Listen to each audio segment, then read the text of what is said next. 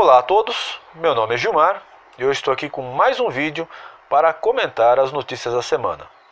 E essa semana foi uma semana cheia, né? Tem várias notícias aí que eu quero abordar e talvez o vídeo fique até um pouco mais longo do que o ideal. Eu queria começar comentando o fato de que o presidente eleito Jair Bolsonaro tomou a decisão correta, na minha opinião, de extinguir o Ministério do Trabalho.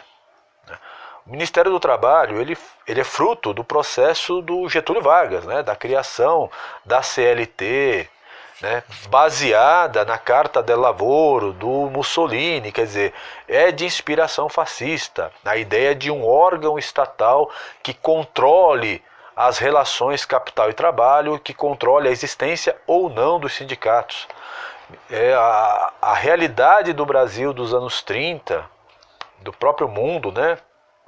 A ascensão do fascismo, do nazismo, não tem nada a ver com o Brasil do século XXI. As relações trabalhistas são outras. O Ministério do Trabalho era apenas um órgão burocrático. E para que ele servia? Ele servia, por exemplo, para definir se o sindicato ia ter direito de existência ou não. Direito de existência significava o quê? Receber dinheiro do imposto sindical. Com o fim do imposto sindical, você praticamente elimina essa importância, porque o sindicato vai ter que se virar com o dinheiro dos seus associados. Tá? Então, na verdade, um país que quer se desenvolver não precisava ter Ministério do Trabalho, não precisava ter uma justiça específica para as relações trabalhistas, como é o caso do Brasil, tem a Justiça do Trabalho. Não precisa ter Ministério Público do Trabalho, nós precisamos enxugar a máquina pública. Então, está de parabéns o Bolsonaro, acabou com um órgão que não tem função, não faz sentido. As relações trabalhistas elas não podem ser determinadas por um órgão estatal. É claro que você precisa ter leis, você precisa ter regras, mas não. A existência dessas leis não implica necessariamente a existência de ter um Ministério do Trabalho, um órgão inchado aí, como como são, né, todos os órgãos estatais. Então, muito bom, mais uma vez acertou o presidente Bolsonaro, tá certo? Uma outra notícia que apareceu aí é com relação a uma declaração do Bolsonaro, e que faz parte aí do bojo desse debate sobre educação, que aliás, né, precisamos aguardar aí com bastante atenção quem que o Bolsonaro vai indicar para o Ministério da Educação, que eu particularmente já disse isso, sou favorável à unificação do Ministério da Educação, Cultura e Esporte, mas essa é uma decisão do presidente, então vamos ver quem que ele vai indicar para a educação. De qualquer maneira, a discussão que se pautou essa semana era se os alunos teriam direito de gravar as aulas dos professores. Veja, eu vou dar minha opinião como professor. Tá? Sou professor da ETEC, né, aqui do estado de São Paulo, a rede de escolas técnicas do estado de São Paulo. Eu não vejo nenhum problema em um aluno gravar a aula. Tá? Ele pode gravar, inclusive, como possível estudo em casa, né, revisão da matéria, né?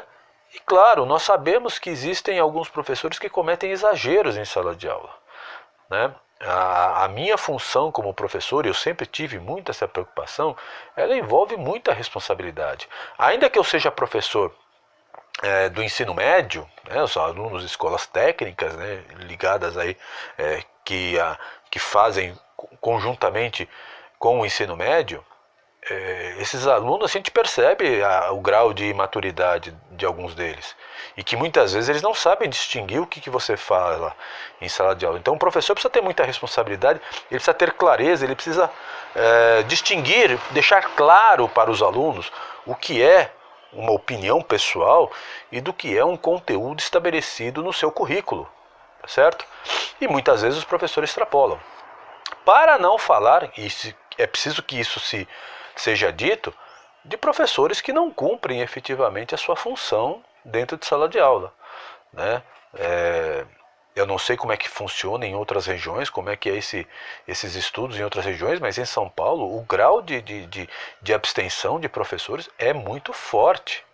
Tá? Então muitas vezes os alunos ficam 2, 3 aulas vagas, né? Ou seja, porque o professor faltou. E não é um dia ou outro, isso é uma coisa recorrente. Tá? Em algumas escolas é raro o dia que o aluno tem todas as aulas. Então eu particularmente não vejo nenhum problema que o aluno grave a aula do professor. Se o professor trabalha direito, se o professor é responsável com o que faz, se ele cumpre o programa educacional que é pertinente àquela disciplina, eu não vejo nenhum problema. Tá? Então, por mim, pode gravar aula. Se diretor de escola quiser assistir minha aula, também não tem problema nenhum, pode assistir, porque eu sei o que eu estou fazendo em sala de aula. Eu acho que professor que é responsável não vai ter nenhum problema com relação a isso. Então os alunos gravem à vontade. Tá? Outra coisa, né? Só você vê que estão muitos assuntos, a gente às vezes não consegue se aprofundar em cada um deles. Nós tivemos a operação no Rio de Janeiro da Polícia Federal, a operação chamada Furna da Onça, onde a Polícia Federal prendeu 7 deputados estaduais e alguns funcionários públicos, etc., num esquema, né, que eles foram presos acusados de fazerem parte de uma espécie de mensalinho do ex-governador Sérgio Cabral, que está preso, né? Vamos lembrar que ele está preso. Onde esses parlamentares recebiam um certo valor mensal, fruto de propina, para pertencerem, né, para votarem a favor do governador na Assembleia Legislativa. Além do valor desse dinheiro, eles também tinham uma espécie de cota de cargos, particularmente no Detran, para indicar para apadrinhados políticos.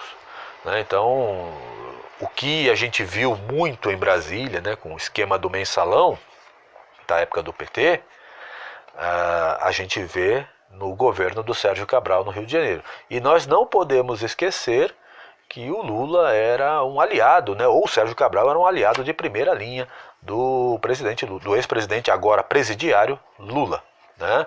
Então, para a gente ver aí como os tentáculos da corrupção estão presentes na esfera pública, em todos os níveis, no nível federal, no nível estadual e certamente nos níveis municipais, tá certo? Nas diversas cidades. Então, a luta contra a corrupção é uma luta forte, difícil, que vai levar um certo tempo aí, mas que precisa ser feita. Né? Então, o Rio de Janeiro, aliás, né, infelizmente, né, pro pessoal do Rio de Janeiro, pro Brasil como um todo, né, o Rio de Janeiro tem sido ultimamente só exemplo de notícias ruins, só exemplo daquilo que não deve ser feito. Né? O Estado foi muito comprometido, né? Ele foi depauperado, né? Moralmente, inclusive. Né? A situação do Rio de Janeiro é muito grave. Vamos torcer, vamos esperar que o atual governador possa dar um novo rumo para o Rio de Janeiro. Aqui em São Paulo, eu não estou muito esperançoso com o futuro governador, pelas decisões que ele tem tomado agora. Vocês imaginem chamar o Kassab para ser secretário de governo. Realmente começou com o pé esquerdo o João Dória. Lamentável. Tá? Continuando aqui, né? Essa notícia é interessante. Na verdade, as próximas notícias, né, que nós podemos encaixar num bloco só. O Estadão, em 2009, estava cobrindo uma matéria, estava fazendo uma matéria sobre uma operação da Polícia Federal chamada Boi Barrica, onde nessa operação estava envolvido, né, como possível réu, estava sendo investigado, o filho do José Sarney. Tá? A família Sarney pediu uma liminar proibindo o Estadão de divulgar qualquer notícia sobre esse assunto. Essa liminar foi concedida em 2009. Tá? E somente agora, portanto 9 anos depois, é que o Supremo Tribunal Federal cassou essa liminar. Ou seja, durante 9 anos, o jornal Estadão sofreu censura nesse país.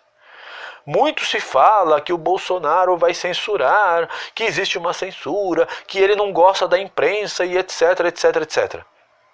Mentira! Quem censurou esse país foi quem sempre esteve no poder. A família Sarney. A família Sarney esteve no... Bom, o Sarney foi presidente, né, quando o Tancredo Neves foi impossibilitado de assumir. E ele sempre esteve, junto com o PMDB, envolvido, sempre foi base de todos os governos que vieram a seguir, inclusive da esquerda. Então, somente 9 anos depois é que a liminar foi cassada pelo Supremo. Então o Supremo sentou no pedido do Estadão, né, de cassar a liminar que proibia dele dar a notícia durante 9 anos. E somente agora o Lewandowski cassou a liminar que proibia que se desse a notícia. O que aconteceu com 9 anos?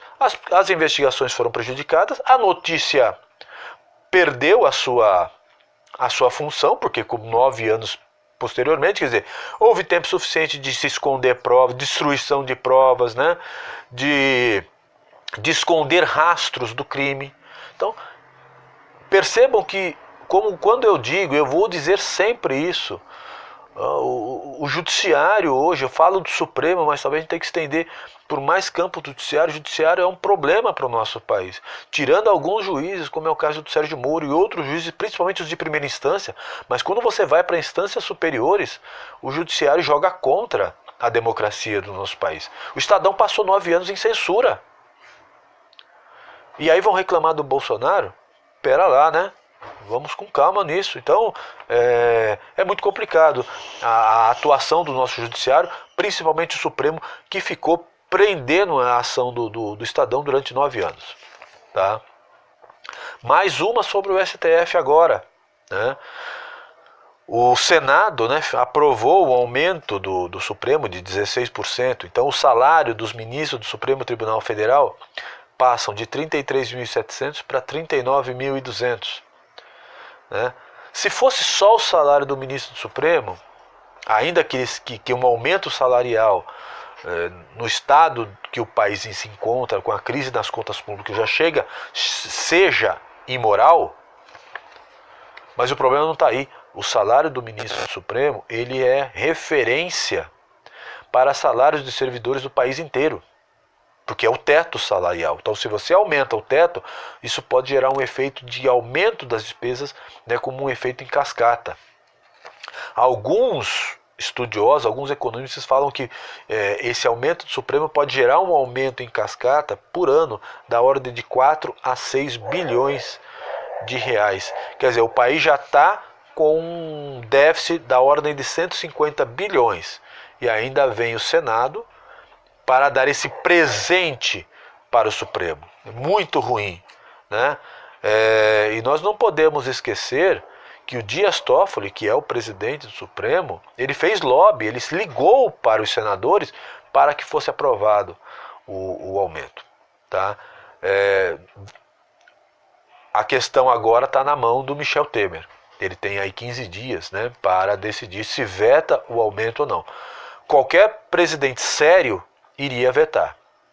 Mas se nós levarmos em consideração que o Michel Temer está saindo do governo com os piores índices de aprovação que nós tivemos na história desse país, e que ele está sendo investigado pelo caso aqui que ele teria aí, ele dirigiria um esquema de corrupção nos portos em São Paulo, então certamente ele vai querer apoio do Supremo Tribunal Federal. Então é muito pouco provável. Se ele fizer isso, vai ser uma surpresa. Se ele vetar essa proposta, vai ser uma surpresa.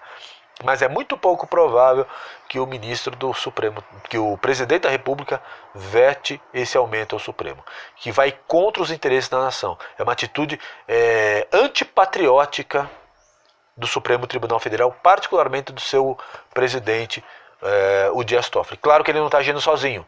E deve haver aí um acordo entre os ministros do Supremo para a pressão para ter esse aumento. Muito, muito ruim. Mais uma vez o Supremo joga contra os interesses da nação.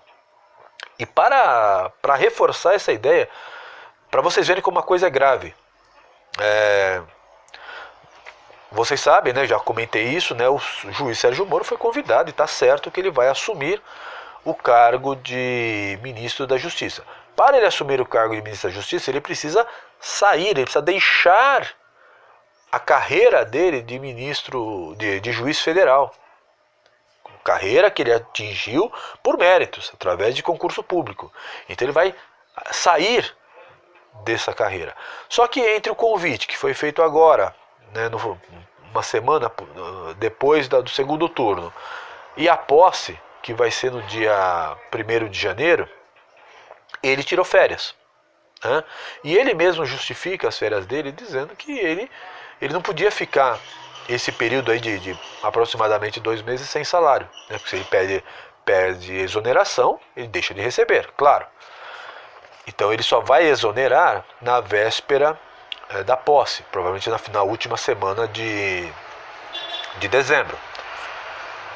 E agora, o Conselho Nacional de Justiça, na figura do corregedor Humberto Martins, eles estão abrindo uma espécie de procedimento para apurar se o juiz Sérgio Moro agiu politicamente na escolha como ministro